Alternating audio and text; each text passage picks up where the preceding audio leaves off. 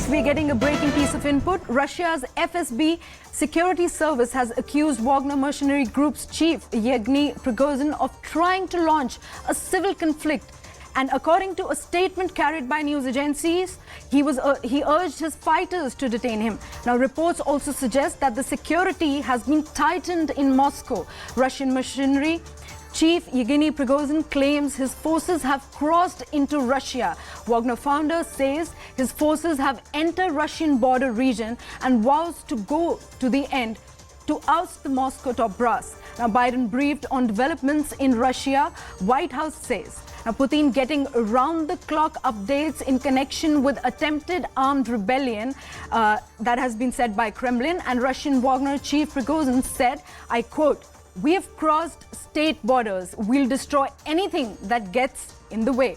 We will go all the way till the end." Мы воюем только с профессионалами. Но если кто-то встанет на пути, мы уничтожим все, что будет вставать на пути. Мы протягиваем руку каждому. Не нужно плевать в эту руку. Мы идем дальше, идем до конца. Well, joining me on the broadcast is Pathikrit Payan, security analyst. Pathikrit, a very good morning to you. Well, what more details do we have on this breaking piece of input? And could you please help us outline for my viewers more details on this? Prigozhin actually owns a private militia called the Wagner Group. Wagner Group has been fighting on behalf of the Russian armed forces. He is considered to be very close to Vladimir Putin, the president of Russia.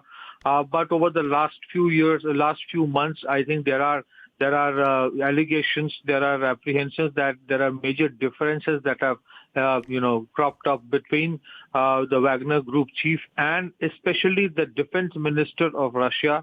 His name is Sergei Shoigu, and they wanted Wagner Group to sign contracts, which the Wagner Group doesn't want to sign. As it is, the Wagner Group actually operates pretty out of, the basic contours in which Russian armed forces operate. Private militia is not generally allowed in Russia.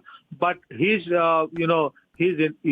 intention to cross the border from the Russia-occupied Ukrainian regions in eastern Ukraine, the Donetsk region, into Russian territory, and his intention to go to Moscow, I think it's a little far-fetched. His armed force militia at most has 40 to 50,000 personnel, and I don't think most will be willing to take over the mighty Russian army, which is more than 1 million strong and has almost around 2 million reservists. So that kind of army, cannot be just taken over, and a coup cannot be done by a Wagner Group kind of an organization. So there are differences, but I think, Prigozhin has started becoming a little too overconfident that he can do the needful, whatever. And I'm sure certain Western elements will start imagining that this guy will do what the West could not do in terms of toppling the Putin regime.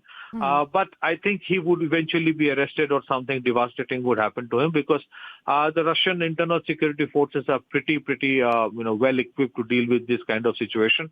So it is important to see. It's interesting how this would have an impact on the Ukraine war, where the Wagner Group did play an important role on behalf of the Russian armed forces.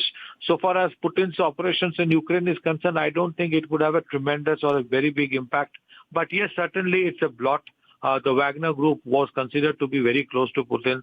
This incident will definitely not go down well so far as Putin's reputation in terms of controlling these militias are concerned.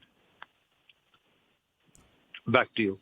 All right, Pathikrit, help our viewers also understand how is this going to impact the relations with the West and have an impact on the ongoing Russia-Ukraine war.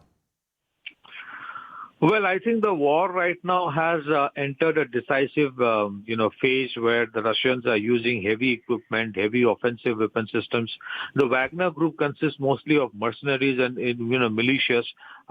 They did do a lot of important critical groundwork for the Russian armed forces at the initial stages.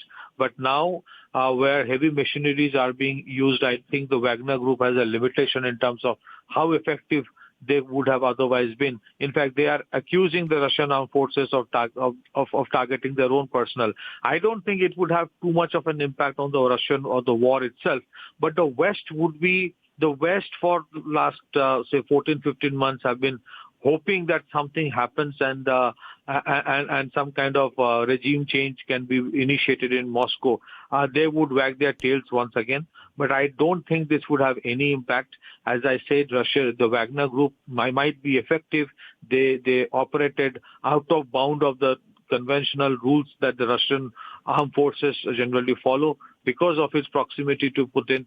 But I don't think Prigozhin will have too many days to live now, because in fact there would be, he would be either arrested or killed or something like that might happen. And I don't think even the Wagner group's entire strength will be willing to take on the might of the Russian armed forces.